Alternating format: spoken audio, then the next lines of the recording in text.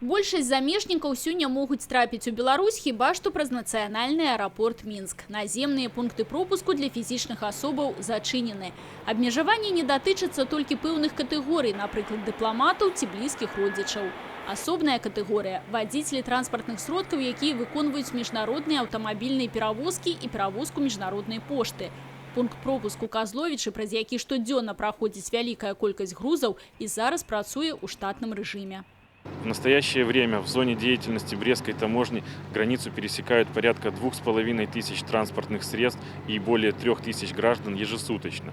В Брестской таможне принимаются все необходимые меры по противодействию распространения коронавирусной инфекции на таможенной границе. В отношении всех водителей-экспедиторов, которые прибывают на таможенную территорию Евразийского экономического союза, совместно с сотрудниками санитарно-карантинной службы проводится измерение температуры тела.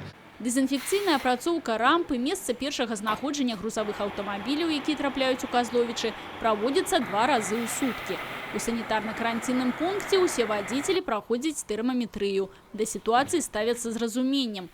Хоць ковід, кажуць, моцна і не палохае, але правілы аднолькавыя для ўсіх.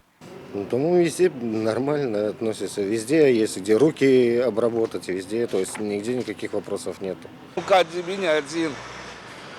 Общаться мы просто не общаемся. Так что здесь коронавирус нас не достанет. Выкарыстанне сродкаў індывідуальнай засцярогі для вадзіцеляў мае рэкамендацыйны характар, але мы амаль не ўбачылі іх без медыцынскіх масак.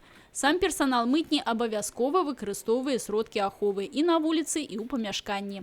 Тут жа ёсць і неабходныя антысептыкі. У зале, дзе праходзіць мытнае афармленне, працуе цеплавізар, які за хвіліну можа вымераць тэмпературу амаль у 120 чалавек. У выпадку, калі тэмпература вышэй за норму, на рабочым месцы аператара раздаецца сігнал. Адпаведная інфармацыя адразу трапляе ў санслужбу пункту пропуску. Яе супрацоўнікі ва ўсіх выпадках інфекцыйнай небяспекі адразу прымаюць меры па недапушчэнні каранавіруснай інфекцыі. Вераніка Яковец, Людмила Салдзина, Александр Сівіцкі, тэлерадыёкампанія «Брест».